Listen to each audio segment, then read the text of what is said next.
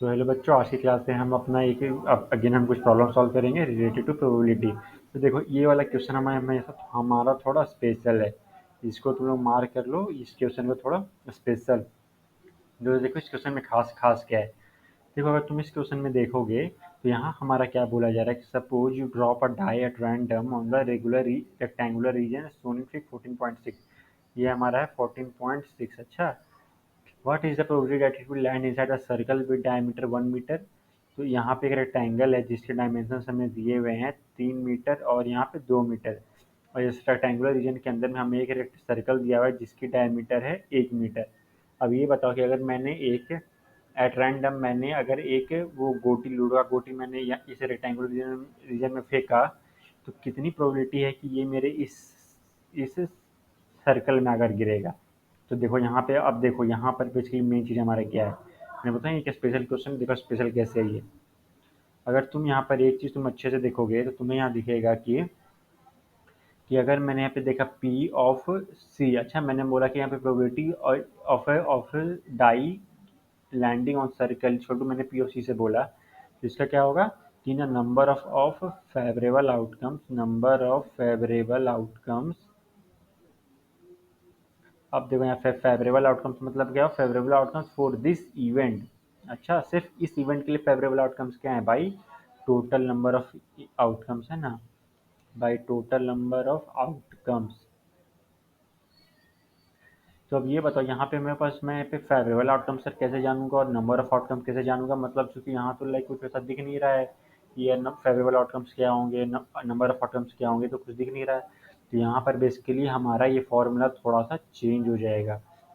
यहाँ पर जो हमारा ये फार्मूला है थोड़ा चेंज हो जाएगा। इसको हम लिखेंगे कि इसको हम लिखेंगे पी ऑफ, सॉरी, इसको हम लिखेंगे area of circle by area of whole rectangle.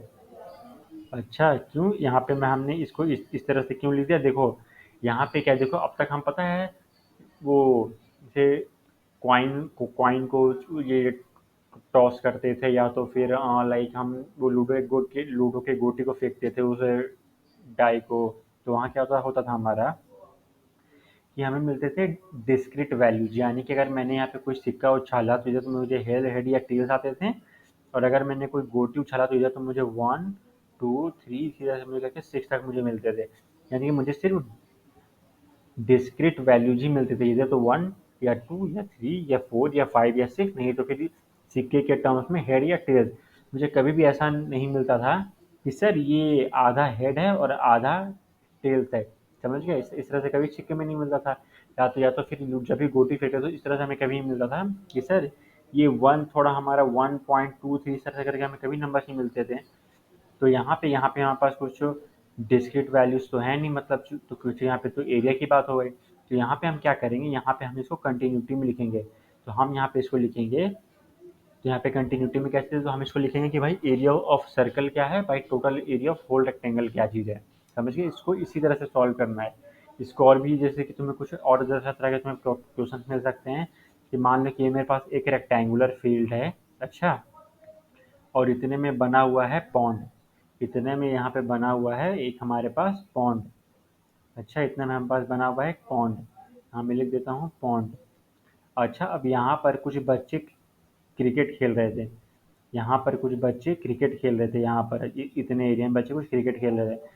अब किसी ने बॉल को जोर से हिट मारा, छक्का मारा, तो वो क्या चांस है कि बॉल रेक्टेंगुलर रीजन में जाके गिरी होगी या तो फिर इस पॉन्ड में आकर गिरा होगा। तो इसमें हम क्या करेंगे, area of pond by total area of this rectangular field हम करेंगे। क्यों, क्योंकि यहाँ पे हमें कंटिन्यूअस एरिया मिला हुआ है। यहाँ पे तुम समझ रहे हो, जैसे कि देखो मैं क्या बोल रहा हूँ, हमारा तो मेन प्रॉब्लम तुम समझो, मेन प्रॉब्लम क्या बोल रहा है कि भाई ये सर्कल में लैंड करने का कितना चांस है। तो अगर मान लो ये मेरे पास एक सर्कल है और सर्कल के यहाँ पे लैंड करे या यहाँ लैंड करे या यहाँ लैंड करे या यहाँ लैंड करे, हम चारों को इक्वली मानते हैं। समझ गए, हमने बस ये सर्कल में कहीं भी लैंड करे हमें फ़र्क नहीं पड़ता, क्योंकि देखो सर्कल के यहाँ भी लैंड कर सकता है, सर्कल के बीच में भी लैंड कर सकता है, और सर्कल के यहाँ भी कहीं लैंड कर सकता है। तो यहाँ करे यहाँ करे यहाँ करे, हमने मान लिया कि भाई सर्कल के अंदर ही है और हर जगह कहीं भी लैंड करे, हम उसको बोलेंगे उस सबकी प्रोबेबिलिटी सेम है। तो हमने क्या कर दिया, हमने एक तरह से पूरे सर्कल का एरिया को ही हमने कंसिडर कर लिया, समझिए। तो वही सेम चीज़ हमारा लॉजिक यहाँ भी जा रहा है। हमने भी लिख दिया कि यहाँ पे पाए, तो एरिया ऑफ सर्कल क्या होगा, pi r square by area of whole rectangle क्या होगा, एल इंटू बी।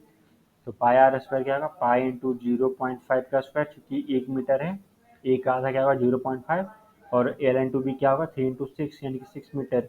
इसको क्या लिखेंगे 0.25 पाई बाई 6। यहाँ से अच्छा, तो यहाँ पर से मैंने जीरो हटा दिया, ये 600 हो जाएगा। 5 5 जा 5 1 जा 5 2 जा 120, 5 1 जा 5 2 जा 10, 2054 जा, यानी कि पाई/24 चांस है हमारा, समझ गए। पाई/24 चांस है हमारा कि ये हमारे सर्कल में लैंड करेगा, समझ गए, हमारे सर्कल में लैंड। चूंकि देखो मेन हमारा यहाँ पे क्या, देखो मैंने माना कि सर्कल के यहाँ गिरा या बीच में गिरा, यहाँ गिरा, अरे भाई कहीं भी गिरे है तो सर्कल में ही। तो हमने पूरे सर्कल के एरिया को ही मान लिया कि वो हमारा पूरा सर्कल ऑफ, पूरा एरिया ऑफ सर्कल ही हमारा नंबर ऑफ फेवरेबल आउटकम्स है, समझिए। उसी तरह से मैंने बोला कि अगर तो, और यहाँ पे पॉसिबल आउटकम्स क्या हो सकते हैं, टोटल नंबर ऑफ आउटकम। अब देखो रेक्टेंगल का एरिया ऑब्वियसली होगा, रेक्टेंगल के यहाँ गिरे या यहाँ गिरे, है ना, कहीं भी गिरे भाई, हमें फर्क नहीं पड़ता, हमने मान लिया कि सब जगह इक्वल चांस है गिरने का। तो total number of possible outcomes क्या हो गए हमारे, कि पूरा रेक्टेंगल में कहीं भी गिर रहा है, हमने सब मान लिया कि भाई वो रेक्टेंगल ही तो है, समझ गए। तो उसमें हमने बोल दिया कि भाई एरिया ऑफ होल रेक्टेंगल, बस इतना ही सिंपल है बाबू, समझ गए। तो जब भी ऐसा हो तो तुम्हें यहाँ पे बेसिकली पूरे कंटिन्यूस तुम्हें पूरा मतलब मान लेना है। इसका कुछ और एग्जांपल मैंने पॉन्ड के एग्जांपल से भी समझाया है। इसका एक और एग्जांपल होगा, मान लो कि कोई यहाँ पे म्यूजिक प्लेयर बज रहा है। अच्छा, म्यूजिक प्लेयर बज रहा है, जीरो से बजना स्टार्ट हुआ और वो 2 मिनट्स पे आकर खत्म हुआ। अच्छा, 2 मिनट्स पे आकर खत्म हुआ।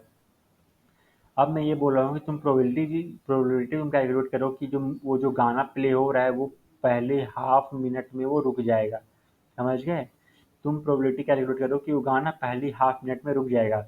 इसको कैसे हम कैलकुलेट करेंगे, हम लिखेंगे हाफ बाई टू यानी कि 1/4। इतना ही सिंपल है। कैसे मैंने वन हाफ बाई टू कैसे लिख दिया, अब हाफ का यहाँ रुके या यहाँ रुके, यहाँ यहाँ कहीं भी रुके, हम भाई वो हाफ के तो अंदर है मतलब, है ना। मैंने थोड़ी बोला हाफ पर कितनी बार रुको, मैंने थोड़ी बोला कि हाफ पर कितनी बार रुका, मैंने बोला कि वो हाफ के अंदर कभी भी कहीं भी रुक जाए हम उसको हाफ मानेंगे। वो यहाँ से लेके यहाँ तक हम क्या बोलेंगे कि भाई वो मतलब सेम ही तो है मतलब, है ना। जीरो से लेके अगर हाफ मिनट तक वो गाना बज रहा है, तो जीरो से हाफ के बीच में कहीं भी रुक जाए भाई, इक्वल चांस है वो कहीं भी रुक सकता है। तो तुमने अगर तुम लोगों ने 6 या 7 के में पढ़ा होगा, और मैंने उसका वीडियो भी बना रखा है ऑलरेडी, जाकर देख सकते हो, कि किसी भी दो नंबर्स के बीच, ये तुमने रियल नंबर्स में पढ़ा होगा, रियल नंबर्स में, कि कोई भी दो नंबर है, जैसे कि मान लो यहाँ पे 1 है और 2 है रैशनल नंबर में तुमने पढ़ा होगा, इन दोनों के बीच इनफाइनाइट नंबर्स हो सकते हैं, समझ गए, इनफाइनाइट नंबर्स हो सकते हैं। तो कहता हूँ क्या इनफाइनाइट नंबर ऑफ पॉसिबिलिटी लिखेंगे नहीं ना। तो इसलिए हम यहाँ पर बेसिकली सिंपल सा हम रेंज मान लेते हैं, और उस रेंज को हम पूरे एक तरह से एकदम इक्वल बोल देते हैं कि भाई वो जो भी रेंज में कहीं भी रुक जाए वो इक्वल चांस है कि उस रेंज में कहीं भी रुक जाए। मैंने इतने का रेंज मान लिया, अब तुम यहाँ रुको यहाँ रुको यहाँ रुको, भाई हो तो तुम इसी रेंज में। तो टोटल फेवरेबल आउटकम कितने हो गए, ये रेंज हमारा हो गया, और टोटल आउटकम कितना हो गया भाई, टोटल रेंज हो गया। वही सिंपल सा लॉजिक यहाँ चल रहा है। तो इस तरह से भी हम प्रोबेबिलिटी को एक कंटिन्यूअस फॉर्म में हम लगा सकते हैं। ये थोड़ा हमारा एक स्पेशल प्रॉब्लम है, तो यहाँ पे थोड़ा तुम लोग दोबारा गौर करना, नहीं समझ में आएगा तो कमेंट सेक्शन में हम दोबारा इस प्रॉब्लम को जानेंगे।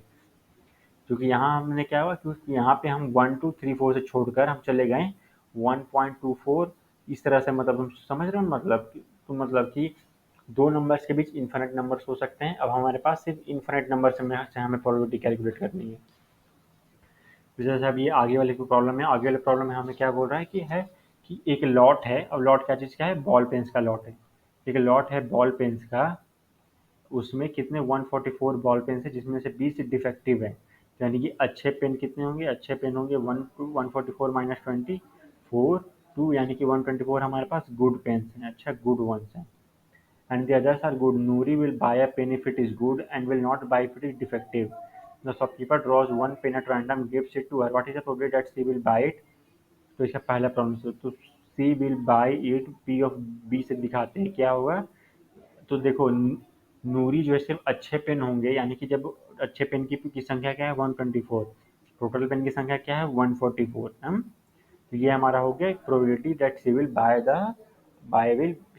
अ पेन, चूंकि पेन अच्छा होगा तभी लगी, and she will not buy. अब देखो क्या है यहाँ सिंपल, ये तो सिंपल कॉम्प्लीमेंट वाला प्रॉब्लम हो गया, यानी कि सी विल नॉट बाय, यानी कि पी ऑफ बी बार कि 1 - p ऑफ बी कर दो, यानी कि 1 - 124/144 इज इक्वल टू 144 - 124/144। इसको आगे कर लो, 440 422 120/44। अब देखो तुम इसको इस तरह से भी सॉल्व कर सकते हो, दूसरे को तुम और एक इसका और एक तरीका देख लो, कॉम्प्लीमेंट से नहीं करना तो इस तरह से देख लो। उसके पास टोटल बिगड़े पेन कितने थे, 20।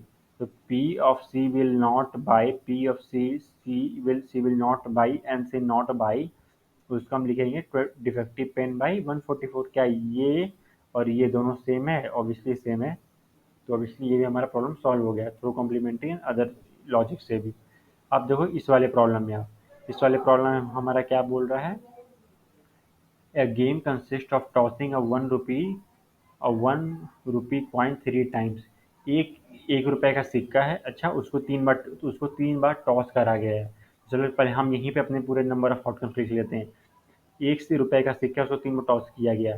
पहली बार मान लो हेड आया, दूसरी बार में चलो हेड आया, तीसरी बार में भी हेड आ गया। अच्छा, और क्या पॉसिबल आउटकम्स है? पहले में हेड आ गया, दूसरे में हेड आ गया, तीसरे में टेल्स आ गया। पहले में हेड आ गया, दूसरे में टेल्स आ गया, फिर इसमें भी टेल्स आ गया। उसी तरह से इसमें भी देखो, फिर इसमें भी हमारा टेल्स आ गया, इसमें भी टेल्स आ गया, इसमें भी टेल्स आ गया। और क्या क्या है हमारे पास एग्जाम्पल्स हैं, और एग्जाम्पल ले सकते हो कि इसमें हमारा टेल्स आ गया, फिर इसमें भी हेड्स आ गया, फिर टेल्स आ गया, हेड्स आ गया, फिर ये टेल्स आ गया, है ना। और क्या हो सकता है, फिर इसमें तुम्हारा हेड्स आ गया, फिर तुम्हारा और हमारे पास क्या क्या कुछ हो रहा है, और हमारे पास देख लो फॉर लाइक, इसमें भी हमारे पास तुम लिख सकते हो THH, लिख सकते हैं क्या, THH। देखो यहाँ पे नंबर मैटर कर रहा है। अच्छा, ये पहली बार उछाला उछाला टेल हेड्स आया, दूसरी बार हेड्स आया, तीसरा ये फर्स्ट टॉस है, सेकंड टॉस है, थर्ड टॉस है। अच्छा, ये कॉलम फॉर्म में सही से नहीं था पर समझ लो। हेड्स हेड हेड्स, या तो फिर हेड्स हेड टेल्स आ सकता है, तो हेड टेल टेल्स आ सकता है, टेल्स टेल्स टेल्स आ सकता है, या तो फिर टेल्स टेल्स हेड आ सकता है, या तो फिर टेल्स हेड टेल्स आ सकता है, या तो फिर टेल्स हेड हेड आ सकता है। उसी तरह से तुम आगे देख लो, लाइक और हमारे और यहाँ कुछ पॉसिबल आउटकम्स हैं, देख लेते हैं। लाइक फॉर एग्जांपल इस तरह से टेल्स टेल्स टेल्स सर हमारा टोटल आउटकम कितने होंगे, 1 2 3 4 5 6 7। एक और हमारा आउट कुछ पॉसिबल आउटकम हो सकता है क्या, देखने तो। Heads heads heads, head head tails, head tails tails, tails tails tails, फिर टेल्स टेल्स हेड, फिर टेल्स हेड टेल्स, फिर टेल्स हेड हेड। और फिर हमारा और कुछ हो सकता है, लेट्स सी और हमारा हो सकता है क्या कुछ, ऑब्वियसली हमारा एक और हो सकता है, हमारा हो सकता है एक तरह से ये हेड टेल्स, ये तो ऑब्वियसली हमारा हो गया, ये हमारा फिर ये भी हो सकता है एच टी एच नहीं आया है, वह नहीं आया है। तो हमारे पास कितने आउटकम्स हो गए, 8 आउटकम्स हो गए। टोटल नंबर ऑफ आउटकम्स हमारे पास कितने आ गए, 8 हो गए। तुम इसको इस तरह से लिख सकते हो, जैसे देखो पहली बार मैंने उछाला हेड्स आया, दूसरी बार भी हेड्स आया, तीसरी बार भी हेड्स आया, फिर टेल्स भी आ सकता है, या तो और फिर क्या आ सकता है, हेड्स हेड्स टेल्स आ गया, फिर हेड्स फिर टेल्स फिर से हेड्स आ गया। और क्या है, फिर हमारे पास और पॉसिबल आउटकम्स क्या हो सकते हैं, फिर हेड्स आ गया, फिर से हमारे पास टेल्स आ गया, फिर हमारे पास टेल्स आ गया। देखो जैसे टेल्स को मैं इस तरह से बस इस तरफ मैं चलो मैं इसको पैटर्न में लिख देता हूँ, फिर से हमारे पास टेल्स आ गया, हेड्स हेड्स, ये भी हमारे पास एक पॉसिबल आउटकम है। फिर और हमारे पास क्या आ सकता है, फिर मैंने लिख दिया टेल्स टेल्स टेल्स, फिर टेल्स टेल्स हेड्स, फिर टेल्स हेड टेल्स, और कुछ बोलो फिर, और यहाँ पे टेल्स हेड हेड, और फिर तुम्हारे पास हो गया हेड। THH कहीं आया था क्या, THH ऑब्वियसली नहीं आया था, THH नहीं, हाँ अभी देखो THH मैंने यहाँ लिख दिया है, तो ये भी हमारा ये कट जाएगा ये वाला। और कुछ आ सकता है क्या, देखो आप देखो ये सारा दिमाग लगाने की चीज़ है यहाँ पर। और नहीं तो फिर तुम इसको फिर इसको एक और पैटर्न भी समझूंगा, पॉसिबल आउटकम्स क्या आ गए, 1 2 3 4 5 6 7 8, ऑब्वियसली इसमें भी 8 आ गए। टोटल में पॉसिबल आउटकम हमारे पास कितने आ गए, 8 आ गए। अब देखो आगे का क्वेश्चन हम पढ़ते हैं। आगे का क्वेश्चन हमने पढ़ा तो हमें क्या पता चल रहा है कि जो हनीफ है वो जीतेगा अगर सारे टॉसेस में सेम रिजल्ट आई, तो तीनों हेड तीनों टेल्स, और अदरवाइज लूज कर रहा है, तो बताओ उसके लूज करने के चांसेस कितने हैं, P of losing game equal to कितने हैं, हारने के चांस कितने हैं, ये आएगा तो हार जाएगा L L L L L L, 1 3 4 5 यानी कि 6/8 उसका चांस है कि वो हार जाएगा। अब इसको देखो पैटर्न, तो अब मैं तुम्हें बताता हूँ यहाँ पे तुम पैटर्न कैसे लिख सकते हो। इसको देखो, मैंने क्या किया, मैंने लिख दिया यहाँ पर, सॉरी मैंने यहाँ पे लिख दिया एच टी, मैंने यहाँ पे देखो, मैं यहाँ पे ये बना रहा हूँ तुम्हारे लिए। फिर यहाँ भी मैंने लिख दिया, सॉरी यहाँ भी मैंने लिख दिया हेड, यहाँ भी मैंने लिख दिया टेल्स, एच एच है ना, फिर H T, T H, T T, है ना। अब देखो, अब इसको को भी तुम क्या करो, अब इसमें भी H H, T H, H T, T T, इसको भी अब तुम मल्टीप्लाई कर दो एक बार दोबारा हेड से एंड टेल से, है ना। देखो कैसे हमारा जो है ना, यहाँ पे हमारा एकदम सेम डिट्टो वही आएगा, H H H, T H H, H T H, T T H, H H T, T H T, H T T, T T T, 1 2 3 4 5 6 7 8, ये था हमारा तरीका total number of possible outcomes calculate करने के। मैंने एक बार इस सिक्के को उछाला, फिर दूसरे इसी उसके बाद इस सिक्के को उछाला। देखो यहाँ पे मैंने इस टेबल को कैसे लिखा, तुम इसको इस तरह से समझ सकते हो, तुम एक सिक्के को 3 बार उछालो या 3 सिक्कों को तुम एक बार उछालो, समझ गए, दोनों सेम है, समझ गए। मैंने मान लिया कि मैंने एक बार ही, मेरे पास ये पहला सिक्का था, ये मेरे पास था दूसरा सिक्का था। अच्छा, तो मैंने क्या किया, फिर मैंने दोनों के जो फाइनली मैंने उन दोनों को एक साथ लिख दिया, हेड्स हेड्स तो हेड्स आ गया, हेड्स टेल्स टेल्स आ गया, इस तरह से कर करके मैंने इसको 3 4 बार को सबको मैंने एक एक साथ लिख दिया। तो यहाँ पर सारे पॉसिबल आउटकम्स आ गए। अब इस तरह से मान लो जीतेगा कितनी बार, सिंपल है, 1 - 6/8 कर दो, यानी कि 8 - 6/8 कर दो, कितना आएगा हमारे पास, ये आएगा 2/8, है ना। क्या 2/8 है, 2/8 ऐसे भी आ रहा है, ऑब्वियसली ऐसे भी आ रहा है, तो ये भी हमारा प्रॉब्लम सॉल्व हो गया। अब देखो ये आगे कुछ 2 प्रॉब्लम है, इनको हम सॉल्व करेंगे आगे की 2 क्लासेस में। अभी के लिए तुम बस इन दोनों प्रॉब्लम को देख लो अच्छे से, ये देख लो इन दोनों प्रॉब्लम्स को और सॉल्व करके रखो, और फिर इन दोनों को हम दोबारा अगली क्लास में सॉल्व करेंगे। सो ये दोनों प्रॉब्लम तुम्हारे होमवर्क हैं, this 2 problems are your homework, solve them. और अगली क्लास में हम इन दोनों प्रॉब्लम्स को सॉल्व करेंगे, और फिर तुम लोग वेरीफाई कर सकते हो कि तुम्हारे सॉल्यूशन सही है या नहीं। तो आज की क्लास में इतना ही बच्चों, हम मिलेंगे अगली क्लास में, थैंक यू।